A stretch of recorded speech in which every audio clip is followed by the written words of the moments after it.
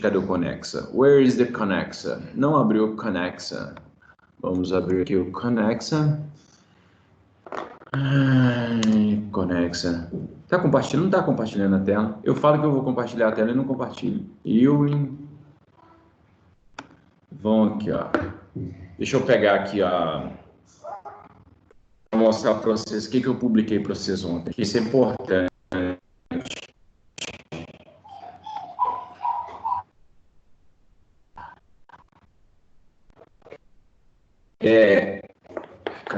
Cadê? Eu, ao invés de aí, eu...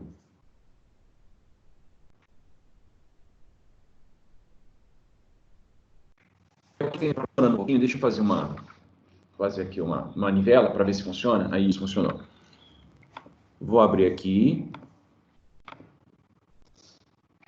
Olha só, eu coloquei na pasta para hoje, do dia 23, seguinte, eu coloquei o PowerPoint todo, aí vocês podem degustar, tal, e coloquei a lista 19, que na verdade é só um texto, que conta como é que foi a questão do movimento, a participação dos negros durante o período de 1930 a 1964, que é o período do populismo, o período do Vargas, enfim, tá? Inclusive, eu tinha até separado aqui um artigo, até para mandar para vocês também, mas enfim, com essa lista 19, com esse texto, que é um texto pequeno, dá para ajudar vocês a responderem uma questão especificamente lá do Vargas, da lista que eu coloquei, a lista AVA, né? Tá? Isso. Então, eu vou inclusive começar essa aula aqui, Larissa, sobre a questão dos africanos, tá? Os aspectos culturais e econômicos, tá? Eu vou falar disso e aí a gente vai... Aí, a partir disso, a gente vai para os outros assuntos. Mas se você conseguiu responder os outros todos, já estou feliz. Você achou fácil, Larissa? Foi de boa? Foi tranquilo? Como é que foi? As outras questões, no final das contas, deu para entender? Se deu para entender, tá ótimo. O Gabriel William, o senhor Gabriel William, eu vou entrar nessa tela, mas eu vou pegar o senhor aí, eu vou buscar você aí. Ô, senhor Gabriel William, o senhor precisa fazer o Kahoot. O senhor fez o Kahoot que eu pedi para o senhor fazer? Eu vou buscar. Ah, Gabriel William, você não briga comigo não, rapaz. Você não briga comigo não, rapaz. Olha o meu marcador de texto verde aqui, ó. Passasse na cara de você, assim, ó. Você vai fazer o Kahoot? Menino. Aí nem dando bola pra mim. Tô dando um pito nele e ele tá fugindo de mim. Olha só. Que engraçado, cara. Para mim, eu já tinha colocado, eu coloquei no dia 22. Deixa eu ver se eu coloquei aqui no dia 22. Sabia que eu estava esquecendo alguma coisa. Ah, não, não esqueci não. Tá aqui, ó. O União Soviética tá aqui, viu, moçada? Que eu coloquei no dia 22. Então, quem não fez aqui, deixa eu até ver aqui quem já fez. O da União Soviética. O da Revolução Russa, faltava só a Larissa e o Gabriel William. Agora, o da União Soviética... Aí, ó, 6 players. 6 players. Where's everybody else? Only 6 players. Ah, não, gente, eu vou... E, inclusive... Ah, não, aqui o Gilkin. Aqui, ó, Luísa, Elisa, Rodrigo, Ana Fernanda. Ô, moçada, pode fazer de novo, viu? Faz de novo para aumentar esse percentual de vocês aqui, por favor. Tá? Não deixe... Não.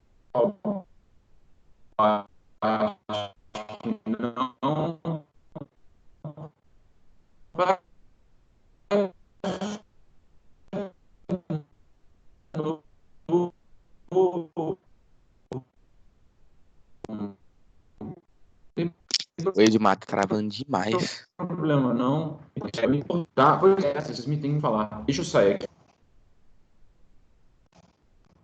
Fala o Word.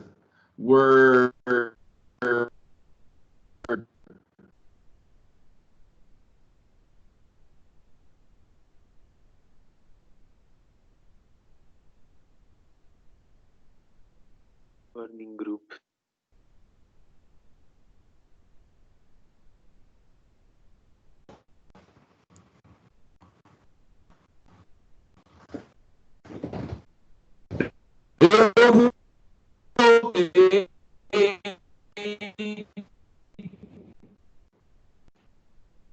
agora, para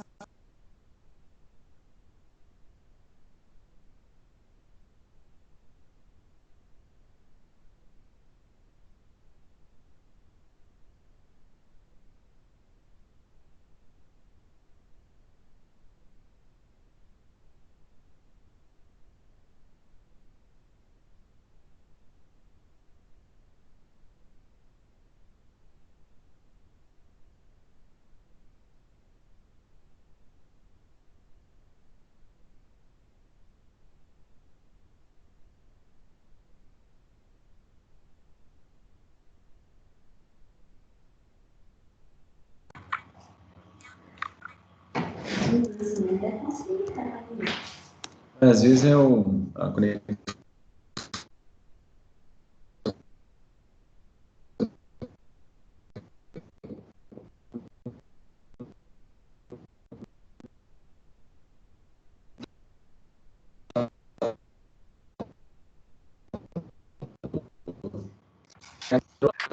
Eu pensei que não dava. Ô, pessoal, vocês estão me ouvindo ou tá travando muito? Tá travando muito, né? Eu vou tentar entrar. Me responda aí, por favor, se está travando demais da conta. Agora tá de boa, Edmar. Ah, agora tá de boa, graças a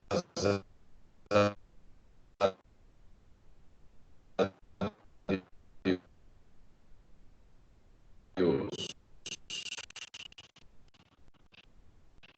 Se aparecer, é porque eu comecei a xingar o Gabriel. Agora voltou a travar, Edmar. Da conexão.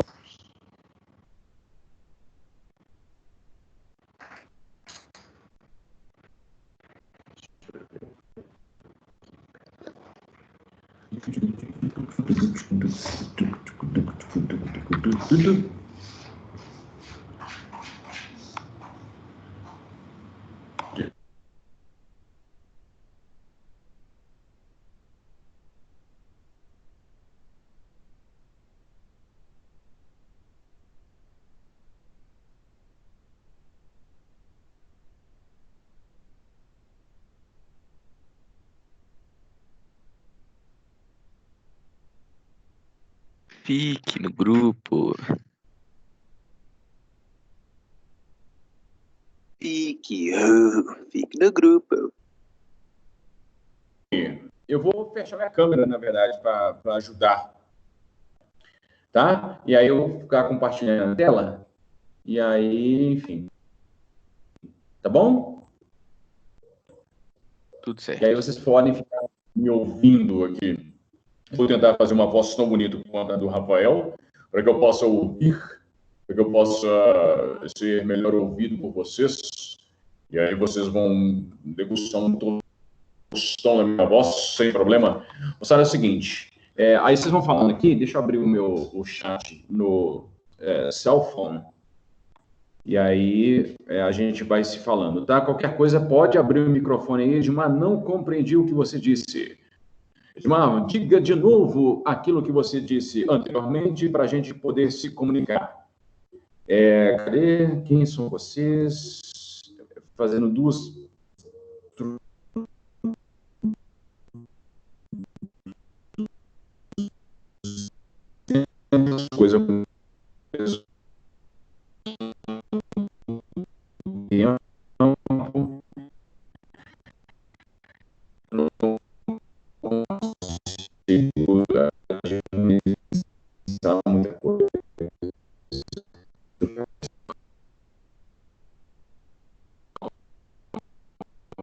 Na tela. Vamos aqui o chat. Ai, senhor. Muito bem, agora melhorou. Oi, Beatriz, tem 277 anos que eu não falo com você. Tudo tranquilo? Voltou a travar agora ou não?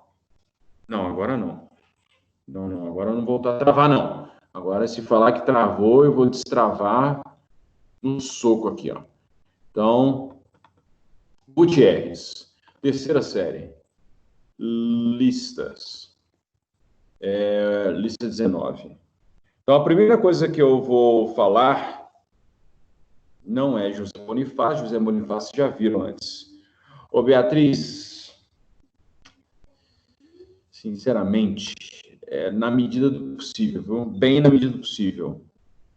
Mas bom, 100% não tá, não. 100% tá, não. Gente, presta atenção, para vocês responderem a questão, Larissa, qual que é a questão? A questão 5, sobre o movimento negro, sobre a participação dos negros? Eu acho que é a 4. Tá, então é o seguinte, eu vou trabalhar com esse texto inicialmente aqui, para a gente entender, porque a BNCC trouxe uma coisa muito importante, foi um grande ganho para a história, na verdade, mas simplesmente não existe material disponível no mercado. Por quê? Olha só que interessante. Grande parte da população brasileira é afrodescendente, né? Mas simplesmente não existe a mesma quantidade de material sobre os brancos comparando com os negros. De uma forma geral, para os negros, tem muito menos material. Isso significa, portanto, que a população negra foi invisibilizada. Foi invisibilizada. Desde quando? Eu vou contar uma historinha para vocês rapidinho. No século XIX, houve uma política, tinha um prefeito, tinha ali um governante do Rio de Janeiro que queria modernizar o Rio. Não é o Pereira Passos. O Pereira Passos foi aquele cara que desarticulou os cortiços e que levou à revolta da vacina. Não foi esse cara. Foi anteriormente, foi na década de 70, 1870 mais ou menos. Os caras começaram a desarticular alguns cortiços. E aí, para que eles conseguissem legalmente fazer isso, foi previsto uma lei, e no corpo da lei escreviam assim: a pessoa que foi encontrada sem documento, a pessoa que foi encontrada sem ocupação pode ser presa. Ora, grande parte dos pobres brasileiros, seja negros alforriados, seja pardos ou brancos pobres, não tinham documentos. Então, os caras eram presos por serem pobres. Bem, isso é um ponto que dá uma discussão terrível. Bem, então, havia uma criminalização de determinados grupos. Criminalização. Você é criminoso por existir. E aí, após a abolição da escravidão, em 1888, grande parte dos negros libertos não tem documentação, não é oficializado, não tem nenhum registro. Essa população é simplesmente invisibilizada. Invisibilizada. Por mais que houvesse vários comitês, organizações que lutassem pela abolição da escravidão e lutassem pela dignidade da população negra de uma forma geral, era um movimento muito pequeno, não era uma política estatal, não era uma política governamental para incluir esses negros na sociedade. Portanto, o negro liberto foi jogado à sua própria sorte. E aí ele teve que se virar. E a maioria das vezes ele não conseguia ocupação, não conseguia, por exemplo, colocar os filhos na escola. Então, os filhos não se alfabetizavam, os filhos não estudavam, não conseguiam emprego. Houve um processo deliberado de marginalização do negro. Ali, já no finalzinho do Império, e depois da abolição da escravidão. Marginalização. E depois de invisibilização do negro. E mais, de branqueamento da população brasileira. Então, essas coisas todas, esses movimentos todos, fizeram com que, no final das contas, o negro fosse jogado à sua própria sorte. Os movimentos negros, de uma forma geral, começam a se mobilizar um tempo depois. E um dos movimentos que ganha destaque no país é a Frente Negra Brasileira. Agora, isso por um lado.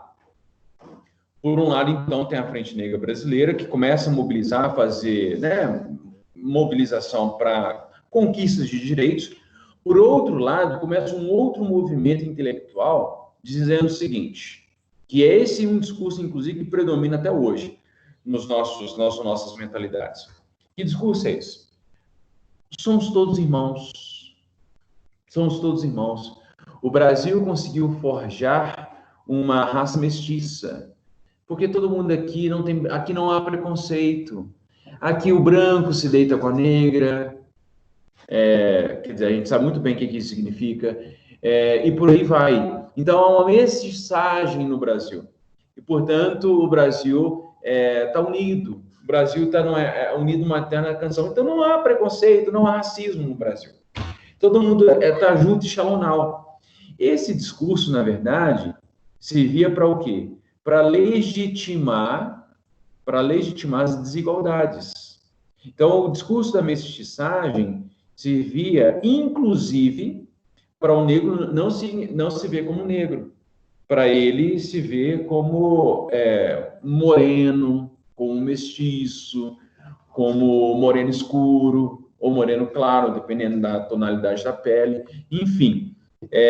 Então, por um lado, existe esse discurso, que é um discurso predominante, e, por outro, existem alguns movimentos que não, existe racismo, sim. Agora, estes movimentos que estão falando em racismo, que estão falando em preconceito, estão falando de maior dignidade para os negros, esse movimento começa a ser tido como radical.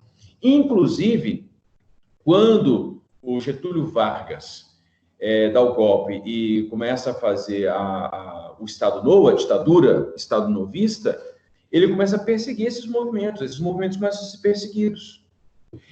A gente está falando em termos de organização. Então, alguns movimentos organizados são perseguidos. Agora, se é organizado, quanto mais perseguido, mais resistente ele se torna. Então, vários grupos começam a resistir bravamente, assim. E a Frente Negra resiste bastante. Agora, do outro lado, também existe uma perseguição seguinte. O Vargas, ele defende o trabalhismo. Ou seja, só é cidadão aquele que trabalha.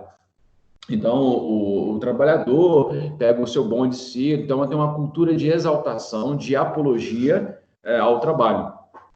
Bem, o que acontece no final das contas? Grande parte da população negra não tem trabalho.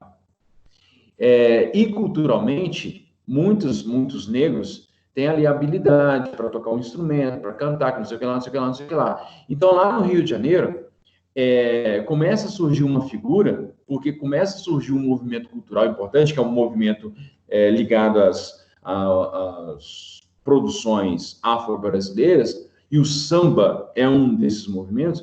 Começa a surgir o samba, e aí começa a criminalização desse movimento, do samba, né?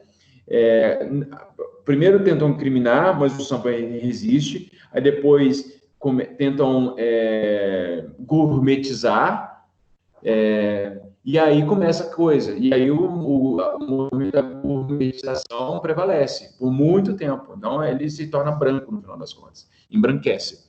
Então, assim, de uma forma geral, o que acontece? A partir de 1930, nós temos uma redescoberta do Brasil, mas é um discurso conciliador, é um discurso que não põe o dedo na ferida, que não põe o dedo nas mazelas da sociedade, principalmente em relação ao negro. O negro é simplesmente esquecido. Quando a gente fala assim, 1930, Getúlio Vargas faz um monte de lei para integrar o Brasil, para integrar os trabalhadores, para dar direitos aos trabalhadores, vírgula, sem negros, porque aqueles trabalhadores que estavam ali tentando conquistar, fazendo greve, são trabalhadores que são descendentes de europeus, de português, de espanhol, de alemão, de italiano, principalmente. E agora, os negros, de uma forma geral, eles não estão ali em forte presença.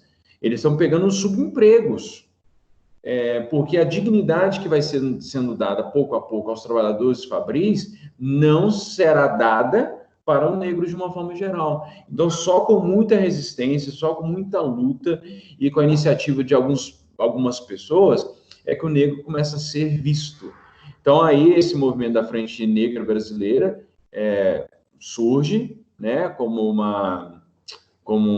marco, né, para a história do Brasil, porque aí ele começa a ser visto, mas a todo instante o Estado tenta abafá-lo, dizendo que ele era muito radical, enfim. Inclusive, quando chega em 1964, quando tem a ditadura militar, os negros, dos movimentos negros, começam a ser criminalizados,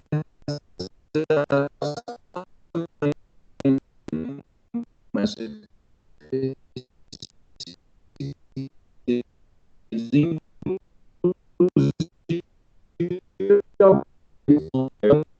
luta, né?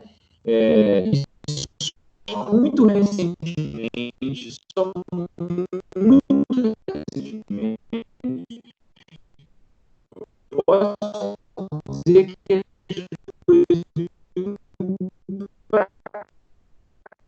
cá é que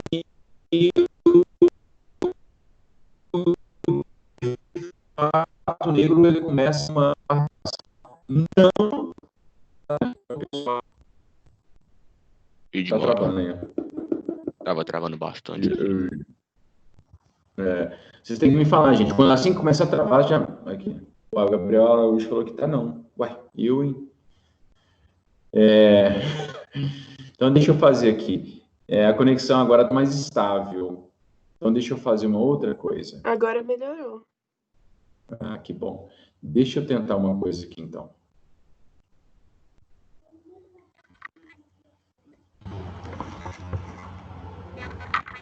Agora eu estou me ouvindo. Oi, teste 1. Oi, teste 1, 2, 3. Deixa eu sair do Chrome.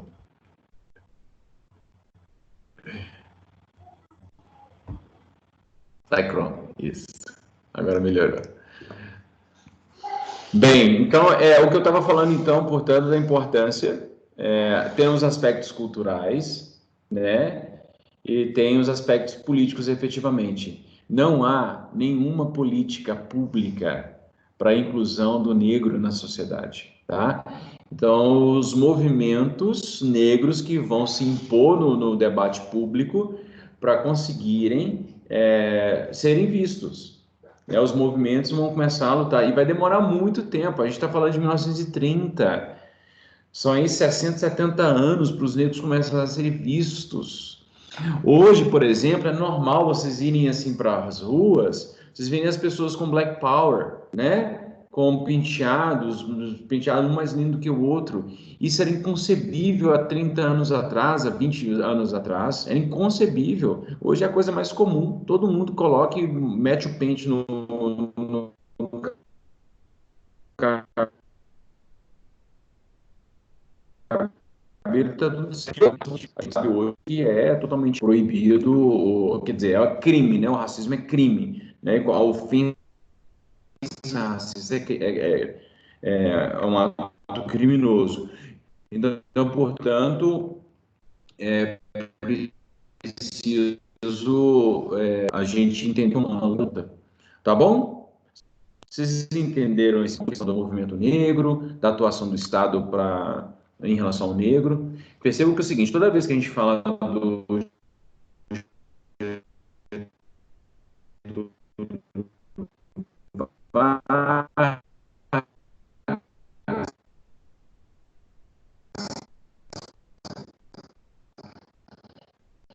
geralmente as pessoas falam com uma exaltação.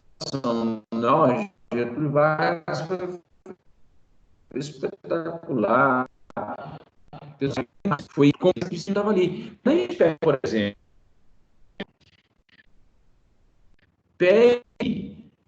as manifestações na manifestação. Vê quem que está ali. É gente de classe média ou classe rica, que era contra a ditadura, que a luta era legítima, legitíssima.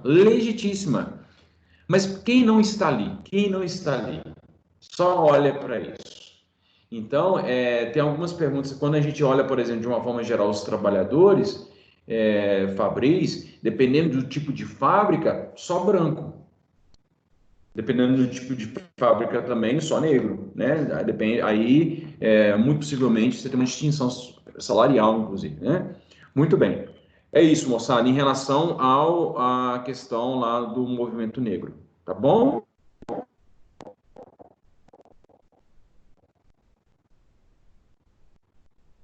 Então, é importante que eles conquistarem seus direitos, o que demorou muito. Beleza? Então, deixa eu compartilhar minha tela aqui de novo. Eu vou desligar o meu vídeo.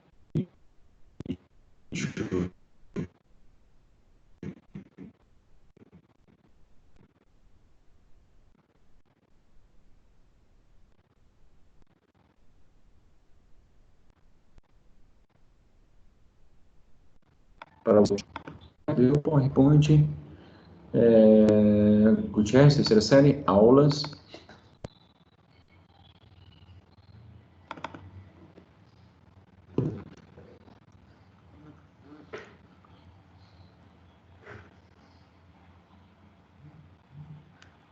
Deu uma travada aí, moçada? Vocês estão me cutucando aí?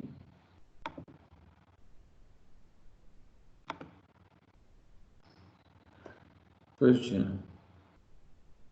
Tá, beleza, sem problema. Muito bem. Então, eu estava aqui na... Vocês estão vendo aí o meu slide? Tem muita informação nesse slide. Sim. Eu vou diminuir esse slide aqui. Bem, aí a gente falou sobre o início A gente parou aqui, ó. A gente parou aqui nessa propaganda. Personalismo. As ditaduras do século XX são personalistas. Muitas ditaduras que aconteceram na antiguidade também eram personalistas, mas eles não tinham os recursos que tinham. Por exemplo, tá rolando agora, e eu acho, quer dizer, o Enem, cara, tá difícil de prever, porque é o seguinte, mudou muito o ministro da Educação, ideologicamente, assim, a gente tá meio perdido, a gente não sabe o que pensam as pessoas que estão lá no comando, enfim. O que acontece? Antigamente, quando o Enem tinha ali uma certa linha de pensamento, daria até para prever. Por exemplo, eu arriscaria dizer, há uns 2, 3 anos atrás, que com certeza vai cair uma questão de história relacionada à quebra das estátuas. Porque aí é uma discussão sobre memória. Quais são as memórias que a gente preserva, quais são as memórias que a gente não preserva. E outra coisa, quebrar uma estátua é também um evento histórico, né? Colocar uma estátua e quebrar a estátua são eventos históricos. Por que existe uma estátua do Cristóvão Colombo em determinado local, não existe, sei lá, do Zumbi de Palmares? Por que existe o Zumbi de Palmares em um lugar e não existe outro? Enfim, essas discussões elas são importantes, porque a preservação da memória tem muito a ver com o poder institucionalizado. Então, o poder vai decidir que memória vai ser preservada ou não, né? Entretanto, esse é o discurso oficial. Existem resistências ao discurso oficial, que aí essas resistências vão também disputando, né? Há sempre uma disputa de narrativa. O governo atual no Brasil fala muito em narrativa, porque é narrativa e tal, mas fala de forma equivocada, porque a narrativa é uma construção da realidade a partir de parâmetros verificáveis. Então, toda e qualquer narrativa, ela precisa de uma prova. Uma narrativa vazia não é narrativa, tá? A narrativa baseada em fake news não é narrativa. Bem, o que eu quero dizer no final das contas, então, é o seguinte, embora o governo fale bastante de narrativa, o discurso dele não é fundamentado, né? O termo narrativa é utilizado pelo governo de forma equivocada, isso aqui é o meu ponto. Mas existem narrativas fundamentadas em parâmetros que estão sempre disputando que memória vai prevalecer. Um governo, quando coloca, por exemplo, a figura de Getúlio Vargas num determinado pedestal e não coloca, por exemplo, a figura do João Cândido, que é o cara que lutou pela melhoria da qualidade de trabalho nos navios, é um governo que está dizendo o seguinte: esse presidente, ele merece ser lembrado, o João Cândido não. Só que o João Cândido vai ser preservado na memória popular, né? E aí essa memória popular ela vai se reproduzindo. Se ela não ganhar algum tipo de incentivo, ela vai ser esquecida. Agora, se ela vai sendo retomada, e, enfim, aí no final das contas ela vai ser lembrada de alguma forma, até se materializar. E aí quando se materializa, e se ela continua produzindo mais sentidos, ela vai ganhando força. E aí, por exemplo, quando a gente fala de Cristóvão Colombo, é uma figura muito vazia para a gente, né? Pedro Álvares Cabral. Pedro Álvares Cabral está lá distante, 500 anos, e, assim, que no final de contas, né? É importante, o português que chegou aqui no Brasil. Mas o que isso significa para a gente, né? Então, colocar uma estátua e derrubar uma estátua tem a ver com a forma como a sociedade lida com a memória, tá? Dimas, você é a favor ou não de derrubar estátuas? Eu não digo nada a respeito disso. O que eu posso dizer para vocês é que é o seguinte: isso sempre aconteceu, inclusive. Quando os Estados Unidos invadiram o Iraque, um dos símbolos mais marcantes da tomada do Iraque foi a derrubada de uma estátua gigantesca do Saddam Hussein. Aquilo foi muito emblemático. Então, a derrubada de estátuas é um fato histórico muito relevante. Bem, então aqui está o Getúlio Vargas fazendo um carinho nessa moça bonitinha aqui. Quem está ausente aqui? Quem não está aqui? Quem é o povo que não está na escola? Quem são as pessoas que não estão na escola? Eu disse isso ontem. Toda e qualquer imagem que você vê em prova de Enem, em prova de vestibular, veja a imagem, entenda a imagem, o que a imagem tem, e entenda os vazios, os silêncios dessa imagem, tá? Sempre se pergunte pelos silêncios, pelas não memórias, ou as coisas que a imagem está escondendo, tá? Então, isso é muito importante, beleza? Nunca se esqueçam disso. Então, é sempre a lembrança e o esquecimento. A memória depende de lembrança e depende de esquecimento. Eu estou fazendo um monte de gesto aqui, mas a câmera está desligada. Eu estou aqui dando uma aula espetacular com as minhas mãos e só que vocês não estão me vendo, vocês estão vendo o slide. Muito bem. Para que Getúlio Vargas, se você perguntasse, até bem pouco tempo, nós tínhamos muita presença, né, dos vovôs, das vovós com mais de 80, 90 anos, enfim. O que acontece? Se você perguntasse para eles o que eles pensam sobre Getúlio Vargas, muito provavelmente eles iam dizer: Getúlio Vargas foi maravilhoso, Getúlio Vargas foi sensacional, espetacular, um moço maravilhoso. Por que eles fazem? Por que eles falam isso? Porque muito provavelmente esse pessoal foi criado ou foi educado tanto nas escolas quanto pelos meios de comunicação e aprenderam que Getúlio Vargas era um bom presidente. E para que a população se convencesse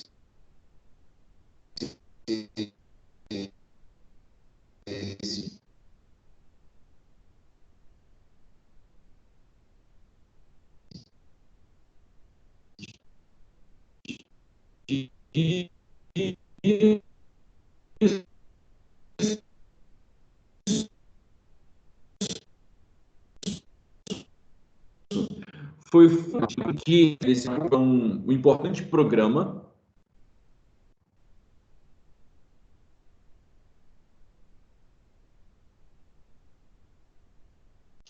que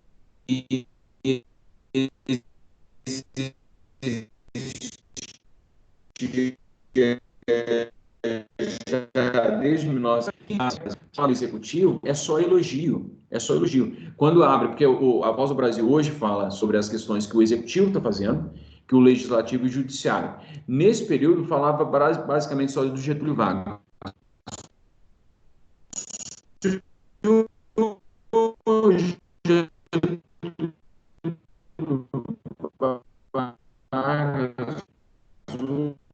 Hoje acordou às 7 horas da manhã e não, como um menino, Getúlio Vargas é um homem sereno, enfim, era uma propaganda de Getúlio Vargas.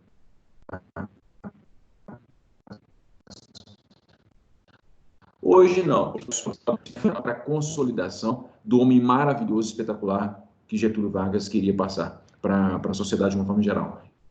Eu sou maravilhoso. Eu sou espetacular. As pessoas, no final das contas, pessoas se, se convenciam disso, né? Que quero... A Olga Benário foi a mulher, foi a esposa, né? Eles não foram casados oficialmente, mas ela era a esposa do Luiz Carlos Prestes. Só que ela era alemã, judia, então ela foi presa depois da intentona comunista e foi enviada para a Alemanha e acabou morrendo no campo de concentração de Auschwitz. Tem esse cara aqui, o Flint Müller, que era nazista.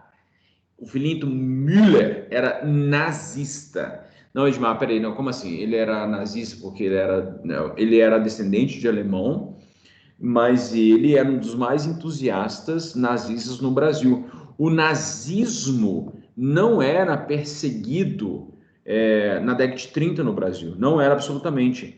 Só depois que o Brasil entra na Segunda Guerra, o Brasil vai começar a proibir, inclusive, as pessoas falarem o alemão e falarem italiano também. Inclusive, vai ter um impacto no time que vocês torcem aí, enfim, né? Ninguém é perfeito, mas vocês são gente boa, mas vocês torcem para um time aí que eu vou ter que falar qual é.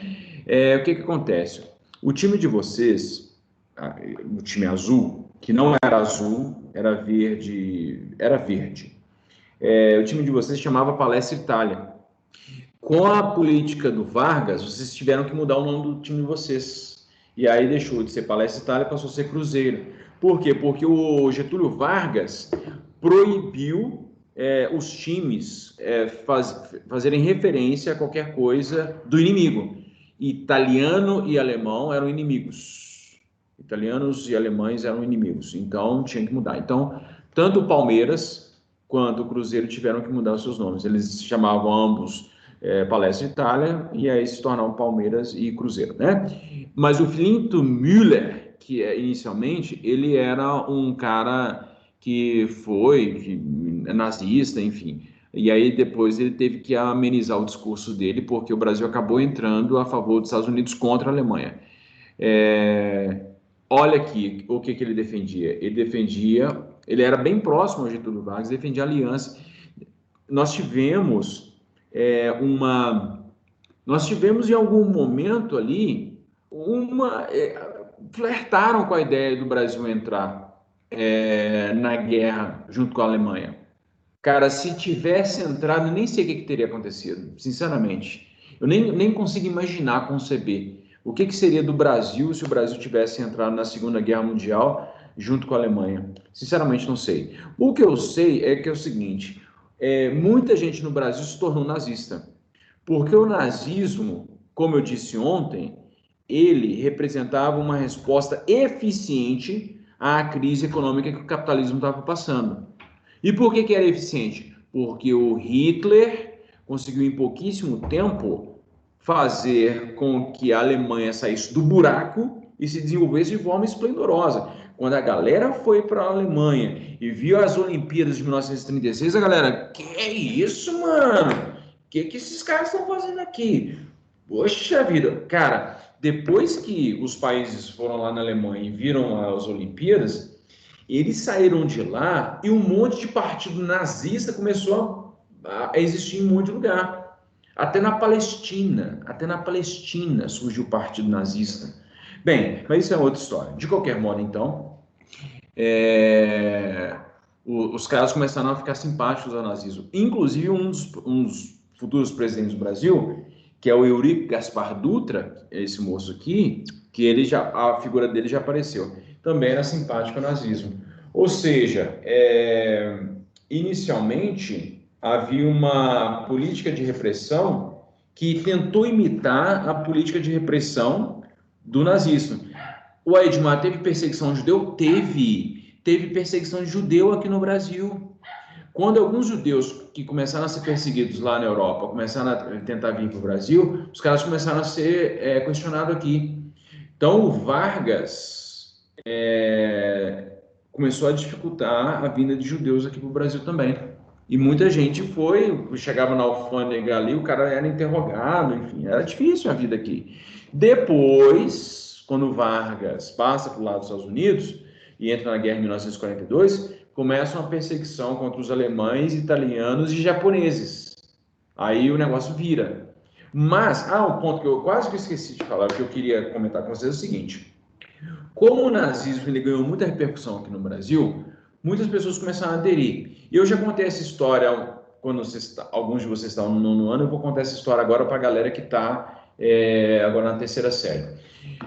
Um professor de história em São Paulo, se não estiver enganado, uma professora, um professor, eu nunca me lembro, tem um documentário, inclusive, sobre isso. O documentário se chama Menino 23. E aí, basicamente, é o seguinte, o professor estava dando aula sobre a Segunda Guerra Mundial e falando sobre o nazismo. E aí uma criança levantou a mão e falou assim, professor, lá na fazenda onde eu moro, tem um monte de tijolos com um símbolo, com a suástica. Aí a professora falou assim, ué, mas como assim? Não, professor, tenho, eu vou trazer amanhã. Aí o menino foi para casa, aí no dia ele trouxe um tijolo com a suástica, um tijolo antigo, enfim. E aí começou a investigação. Depois se descobriu, na verdade, que a fazenda onde esse menino morava era uma fazenda que era um campo de concentração. Que isso demais? Existiu campo de concentração no Brasil? Existiu, gente. Existiu, inclusive, antes do nazismo. Existiam campos de concentração desde o século XIX.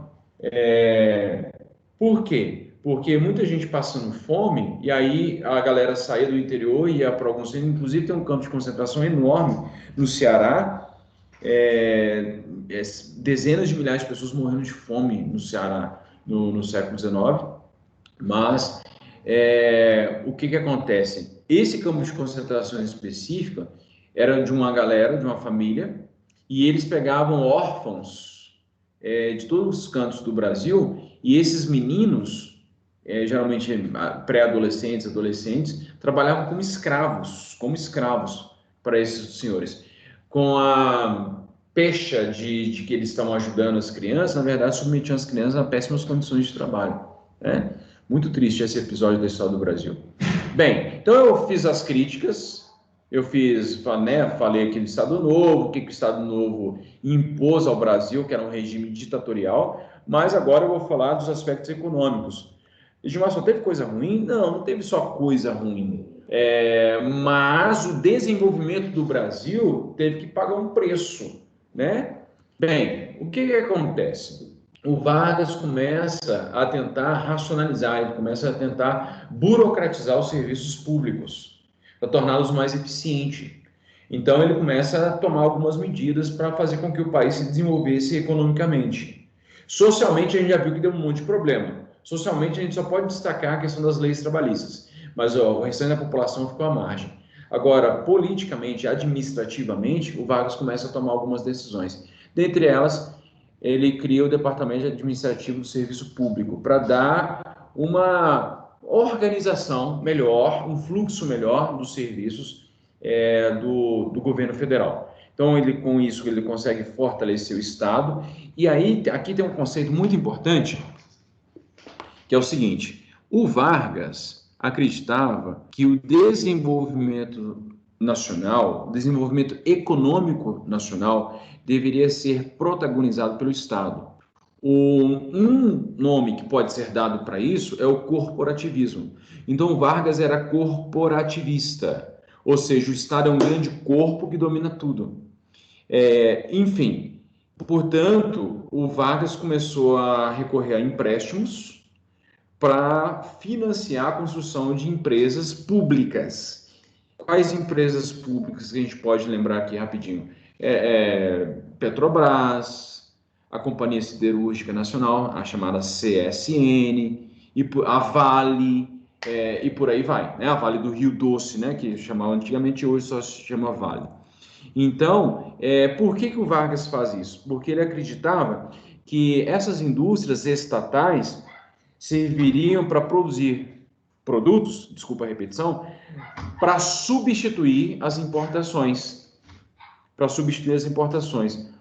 Ou seja, ao invés de continuar comprando as coisas do exterior, produzisse aqui e aí para aproveitar o mercado que existia. Enfim. Então, aí o Vargas, tal como o Stalin fez lá na União Soviética, o Vargas começa a investir em petróleo, mineração, siderurgia e energia elétrica. E aí criando a Companhia Hidrelétrica de São Francisco e a Vale do Rio Doce, Companhia Siderúrgica Nacional, e por aí vai. E aí, nós chegamos, bem, então é o seguinte, isso aqui é importante. O desenvolvimento econômico do país, na época do Estado Novo, ele é protagonizado pelo Estado. O Vargas acreditava nisso. O Vargas, então, era corporativista, o Vargas era nacionalista, a valorização do produto nacional.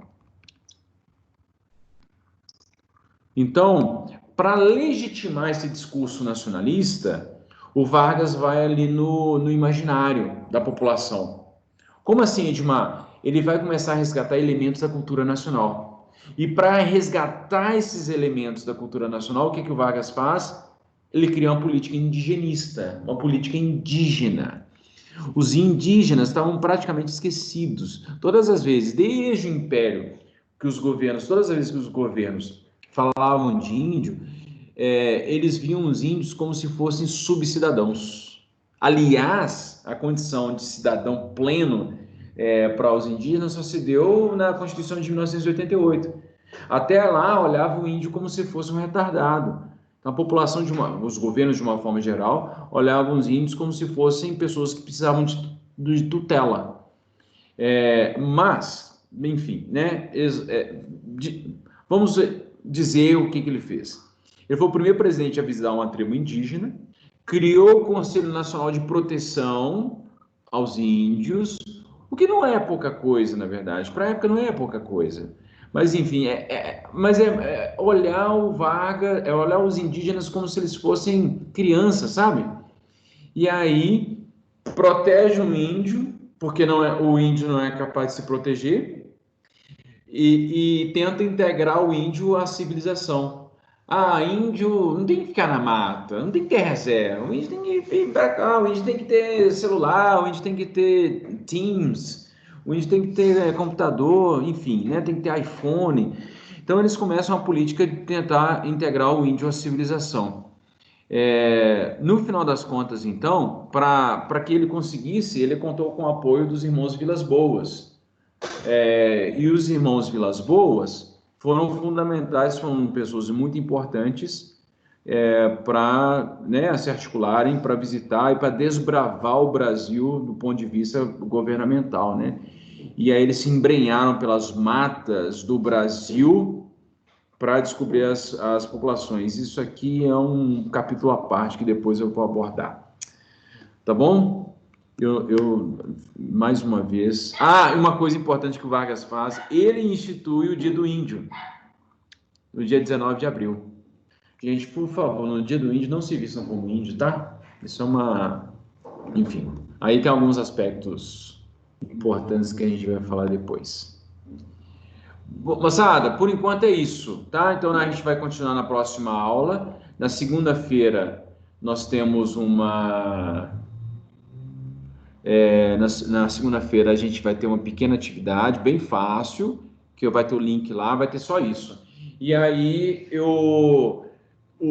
a nossa playlist dos presidentes do Brasil, eu devo publicar para quarta-feira, tá? Para quarta-feira, porque segunda-feira vai ter só o link da AVA, de um formulário, e, enfim, e as orientações. Não vai ter mais nada não, tá bom? Vocês têm alguma dúvida, alguma questão, alguma angústia, alguma vontade de compartilhar alguma ideia? Tá tudo certo? Tudo certo.